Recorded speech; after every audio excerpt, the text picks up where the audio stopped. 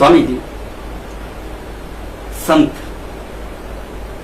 सुना है हमने, परमहंस, मगर ये परमहंस की उपाधि क्यों दी जाती है स्वामी जी? ये परमहंस क्या है? परमहंस एक पद है, जैसे आप ऋषि भी, महर्षि भी, महात्मा भी, पीर भी, औलिया भी और कितने कितने संबोधन संतों के लिए दिए जाते हैं, और एक उपाधि परमहंस की भी है वो। तो परमहंस का शाब्दिक अर्थ तो देखते हैं, उसमें परम और हंस जुटा हुआ है। परम कहते हैं एक्सट्रीम या एक्स्ट्रा ऑर्डिनरी, उसको अब उससे बड़ी कोई व्याख्या ही नहीं है। हम लोग तो बड़ा खुश होते हैं, हमारे गुरुदेव का नाम परम रहा है, तो अपने टाइप के अनोखे ही थे वे भी। तो परम और हंस, हंस एक चिड़िया का नाम है, पक्षी होता है, जो पक्षियों में स्पेसिफिक गुण है उसके अंदर कि पक्षी का राजा इसलिए कहा जाता है। और वो भी रहता है मानसरोवर में, तो मानसरोवर में एक ही जोड़ा रहता है, वो दूसरा पैदा करने के बाद फिर मर जाता है, क्या होता है, लेकिन एक जोड़ा ही होता है। वैसे कॉमनली नहीं देखने में आता जन समाज के बीच में कि हंस दिखाई पड़े। और उसका गुण सुना गया है कि वो नीर क्षीर बेविकी होता है। जैसे कमल खिला हुआ है, कमल नाल में चोंच मारता है तो दूध टपकता है नीचे, तो उस बेचारे की वही खुराक है, इसलिए दूध पानी में जाने के बाद तो दूध तो मिक्स हो जाता है।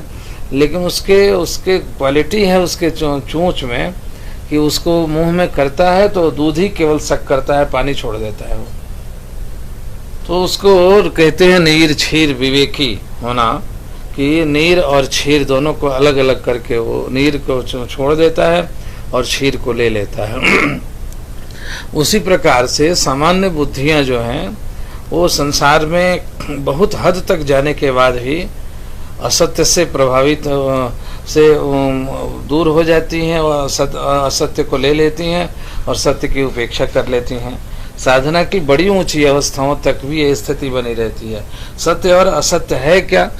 संसार जो है असत्य है, इसमें परमात्मा सत्य है। ये परमात्मा ने चूंकि इसको बनाया है, ये संसार मिलने वाला है, बदलने वाला है। कल आप देख रहे हैं मकान है, कल सुबह आएंगे तो देखेंगे कि धराशायी होके ढह भी गया।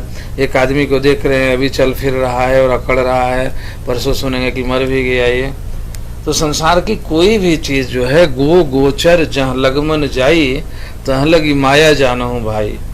गो और गोचर बुद्धि और इंद्रियों से का जहाँ तक देखा सुना जाता है वह माया है, वह मिटने वाला है, वहीं तक संसार है और इससे परे ब्रह्म की सत्ता है वो।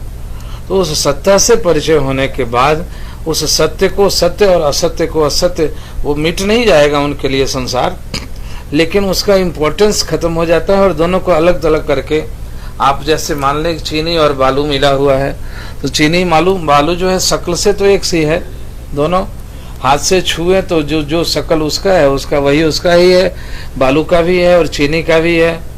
और आंख का अंधा हो उसके सामने परोस दिया जाए तो मारेगा मुंह में, तो कुछ मीठा भी लगेगा, थोड़ा सा दांत तर किरकिरा भी लगेगा वो।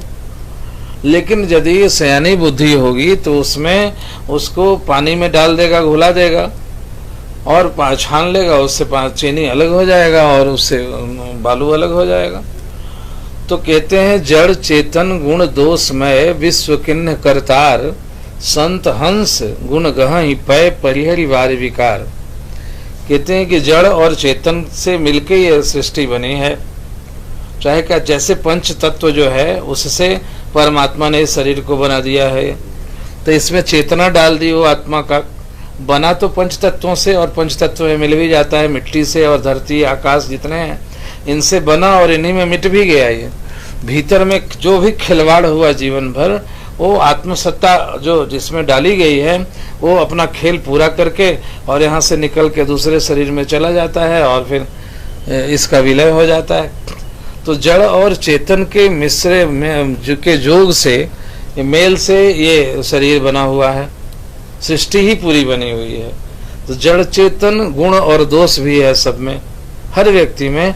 आप द्वेष बस हम किसी को झगड़ा है तो उसका गुण भी दोष देखने लग जाते हैं। यही हंस और गल सामान्य बुद्धि का अंतर है कि उसमें गुण है तो गुण देखेंगे गुण है, और यदि उससे पटती है तब तो उसका दोष भी गुण देखने लगेंगे, और जिससे पटती नहीं है तो उसका दोष भी हमको गुण नजर आने लगेगा।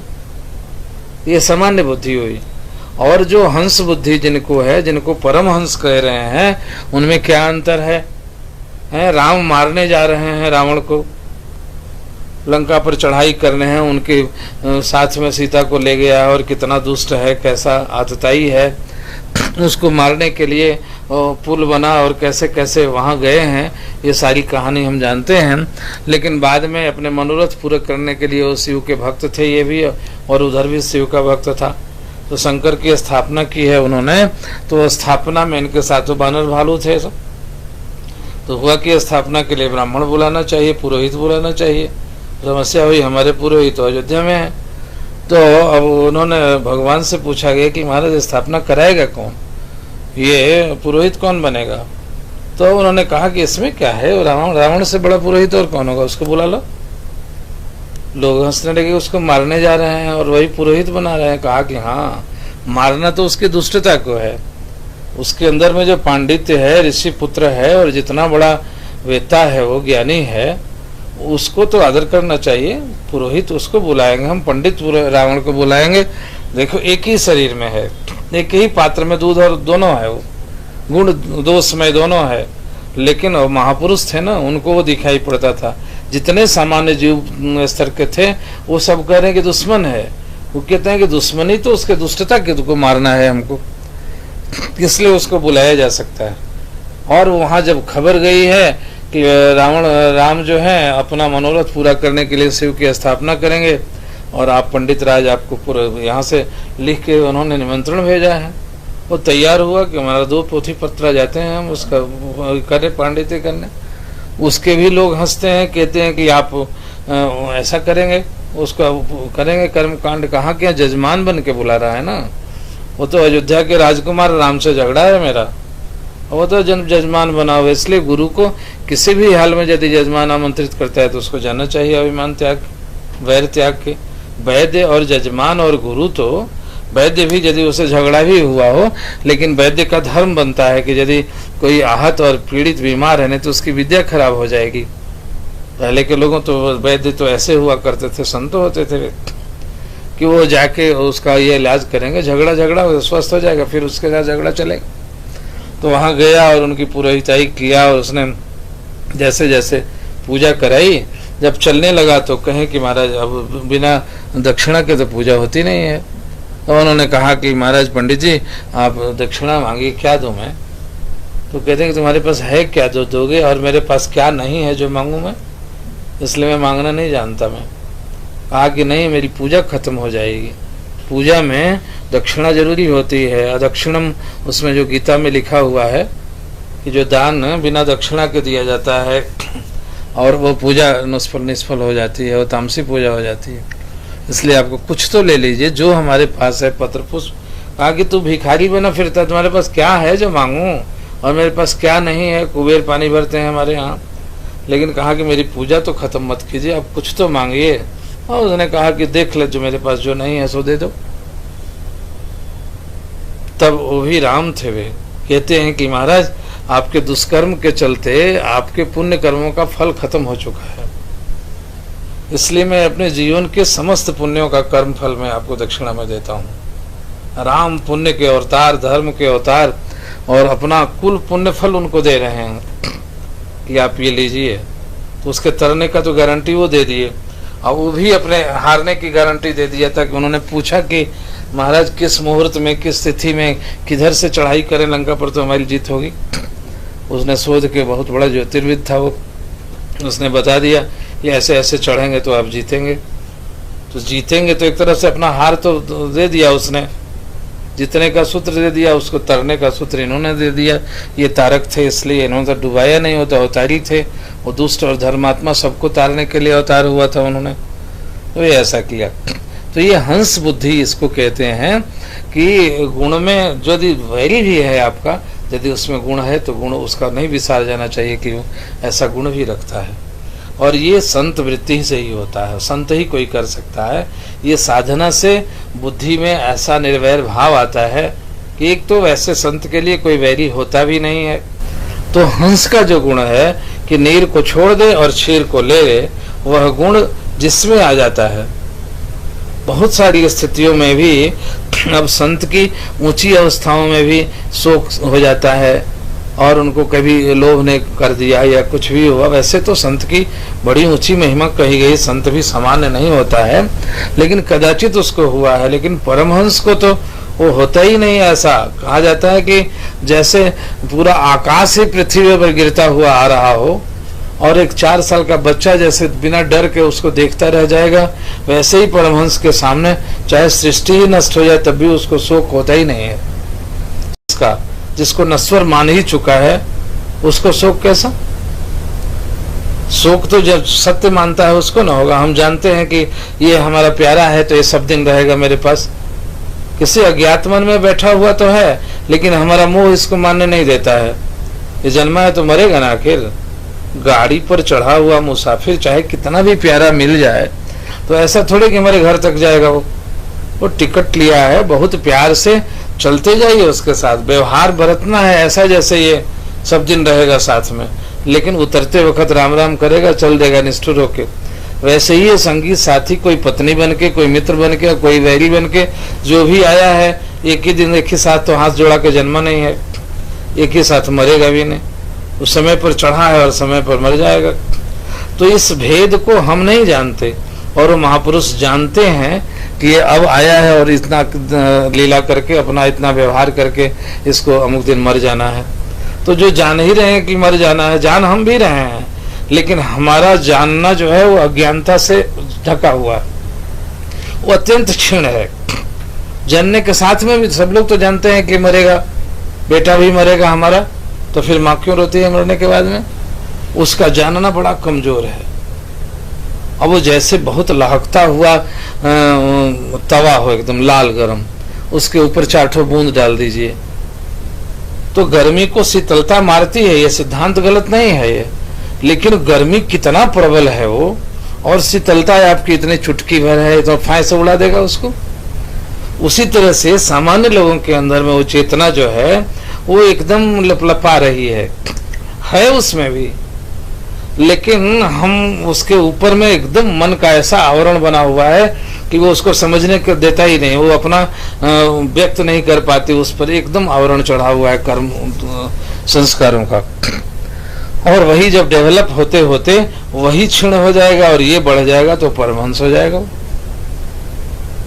वो जान रहा है, इसलिए शोक क्या। हमने तो जिन गुरुओं को देखा या अपने गुरुदेव को देखा, किसी के मरने के लिए सुनाया जाता था, महाराज जी फला आदमी मर गया। अच्छा मर गया, शरीर छूट गया उसका, अच्छा। इससे ज्यादा चौंका, हाय मर गया, हाय अरे ऐसा करते उनको कभी देखा ही नहीं। एक डॉक्टर का बेटा था, वो उनके पास में 6 महीना पहले मर गया था, वो जाकर रोते जा रहा था। वो तो इस तरह कहते थे कि मौत तो और क्या है, ये जीर्ण शीर्ण शरीर को, रोगी शरीर को कितना झेल रहे हो, तुरंत ताजा शरीर मिल जाएगा, बच्चा होने के होके कूदना फिर। इसलिए मृत्यु से तुम खुश क्यों नहीं होते हो? उसके रहस्य को तुम नहीं जानते, तुम्हारे पास हंस बुद्धि नहीं है, इसलिए तुमको दुखी सुखी होते हो। वरना कपड़ा पुराना फट गया तो पुराना ही पहने रहे, नया पहन के और चकाचक लगेंगे। इसलिए वासांस जीर्णान यथा विहाय नवानि गृह्णाति नरो पराणी। और तो इस तरह से ही तो पुराने शरीर को छोड़ के ले लेता है। तो कहते थे कि मृत्यु से अच्छी तो कोई चीज ही नहीं है वो। तो उनको जिनको वो समझ में आने लगे, तो इसका मतलब कि जीवन और मृत्यु दोनों को आईना की जैसे जो देख रहे हैं वे परमहंस होते हैं। जो सत्य और असत्य में सत्य को देखते हैं और असत्य को भी देख रहे हैं, लेकिन लिपायमान किसी से नहीं होते, वे परमहंस होते हैं। वे पूरे सृष्टि में जो सृष्टि को सृष्टि देखता है वह जीव है, और जो सृष्टि को ब्रह्ममय देखता है वह परमहंस है। कपड़ा में यह है क्या, इसमें ऊपर टिक्का टुक्का जैसा लगा के इसको नीला पीला कर दिया गया है, लेकिन है तो केवल सूत ही है, सब सूत ही, ये भी सूत है, उसका भी सूत है, लेकिन उसका वो रंग है, उसका वो रंग है, उसका वो। दुकान पर हम इसी का कीमत करते हैं, कह रहे वो डिजाइन नहीं है इसमें, और जरा सा वो दे दो डिजाइन। डिजाइन क्या, उसमें तो सूत सूत ही सूत, चाहे कोई भी ले लो, लेकिन इसके हमारी बुद्धि जो है वो ऐसे ही बिल्कुल भरमी हुई है, और इसको हम लाल देखते हैं, उसको उजला देखते हैं, इसको पीला देखते हैं। महापुरुष जो है पूरी सृष्टि में सूत को सूत देखता है, इसके अलावा और कुछ है ही नहीं उसके लिए। इसके बाद भी कहेंगे कि उस परमहंस पदवी को प्राप्त करके भी उनका शरीर जब तक रहता है उस प्रारब्ध भोगने के लिए, चूंकि इस शरीर से ने संसार ने शरीर दिया है, जिस शरीर ने संसार ने दिया है उसके प्रति अपना कर्तव्य निर्वहन के लिए या परमात्मा के कुछ जीव उद्धार के लिए मदद की अपेक्षा करते हैं, उनको शिष्य रूप में स्वीकार करके उनको उबारने के लिए वह परमहंस पुरुष भी इस सत्य असत्य में थोड़ी सी अपनी बुद्धि को डाल के वहाँ ऊपर स्तर से नीचे आके अपना काम करता है। लेकिन है वहाँ पर, जैसे ही बस खेल खत्म होगा वह अपने स्थिति में पहुँच जाएगा। तो वैसे जीवन मुक्त पुरुष भी, जो मुक्तात्मा उस परम ब्रह्म ज्ञान को प्राप्त करने के बाद भी दुनिया में विचरते देखे जाते हैं, उपदेष्टा बन के, सदगुरु बन के जीवों को, अपने शरण में आए हुए लोगों के भ्रम और भाव को उबार करके उनको उबारने में लगे होते हैं, वे ही परमहंस कहलाते हैं। लेकिन उनकी वृत्ति उसी सत्य में हरदम स्थित रहती है। वो बाहर से खिलवाड़ जैसा देख के, जैसे अब जेल में तो जेलर भी चले जाते हैं, चोर भी जाता है तो उसी हाथे में रहते हैं, लेकिन चोर की मनोदशा कैसी रहती है? हरदम अपराध भाव से, राम राम हम अमुक अपराध किए थे, और जेलर साहब बैठ के सिगरेट पी रहे हैं अपने ऑफिस में, डांट पड़ताल कर रहे हैं। वे हैं दोनों के घर में जाया जाए तो क्वार्टर में जेलर की पत्नी भी कहेगी अरे 10 बज गया, तो साहब कहाँ हैं? तो साहब जेल गए। और चोर की पत्नी भी कहेगी कि चोर जेल गए। दोनों जेल गए, दोनों जेल में रहते हैं, लेकिन एक की जैसी मनोदशा है। वह वहाँ का सुपरिटेंडेंट है, अपने क्वालिटी से, अपने अच्छाई से वो compete करके वो अफसर बना हुआ है, SP बना हुआ है वो, और वो अपने कर्मों के चलते यदि बाहर आएगा भी तो हाथ में कड़ी लगा के आएगा और घुमा के फिर उसमें डाल दिया जाएगा। तो बाकी दुनिया के जीव जो हैं कैदी हैं, कर्मों के विधान से बंधे हुए, चाह के भी ये जाते हैं इस जन्म से उस जन्म में, उस जन्म से उस जन्म में, वो कर्म का विधान फिट है इनके लिए, और वो कर्म के विधान को उच्छेदन करके अपनी साधना तपस्या से ऊंची भूमिका में जाके वे देह गिरेगा। कहते हैं वे कि जैसे वृक्ष में पत्ते लगे हुए हैं उसी से पैदा हुआ है पत्ता, लेकिन जो परिपक्व हो गया है, मैच्योर हो गया है, पीला हो गया है, तो अपने आप ही कभी जरा से हवा चलेगी और टूट के गिर जाएगा। उसी प्रकार जिस शरीर संसार से जैसे आया, जिस प्रकृति चक्र के अधीन ये शरीर मिला और बड़ा हुआ, यहाँ खाया पिया खेला, उसमें लगा हुआ है, लेकिन वो ज्ञान परिपक्व हो गया है उसका, इसलिए वैसे ही हल्के से गिर जाएगा। उनके लिए मृत्यु भी कुछ नहीं होगी। वो हस्ता मलकवत हस्ता मलकाचार्य की तरह से ब्रह्म का प्रत्यक्ष दर्शन करता हुआ यहाँ से इससे फुर से निकल जाएगा वो, और निकल के उसमें मिल जाएगा। तो वैसी वृत्ति को प्राप्त किए महापुरुष परमहंस कहलाते हैं। और वे आदरणीय परमहंस या 108 जो कहा सेम चीज है, वैसे ही स्थिति को प्राप्त लोगों को परमहंस कहा जाता है। और उनकी ये उपाधियां हैं जो आदरणीय मुरुष, जो पुण्य श्लोक जन्म लेते हैं संसार के तारने के लिए, जो संसार के द्वंद्वों से कभी प्रभावित नहीं होते, ये यहाँ बनना बिगड़ना हंसते हुए साक्षी भाव से एक शिशु की तरह देखते रहते हैं। जैसे रामकृष्ण देव ने उस कहा कि परमहंस जो है 4 साल के बच्चे की तरह से निर्विकार भाव से, न किसी का मित्र है, न किसी का शत्रु है, न हानि का सुख है, न लाभ का की खुशी है, जैसे बच्चा रहता है वैसे ही ये संसार में रस्ते बसते हैं दृष्टा भाव से, और ब्रह्म में देखते हुए संसार के साथ संसार का व्यवहार करते हैं। जब भी शरीर का प्रारब्ध खत्म होता है तो अपनी इच्छा से इससे निकल जाते हैं खुशी खुशी, उन्हें परमहंस कहा।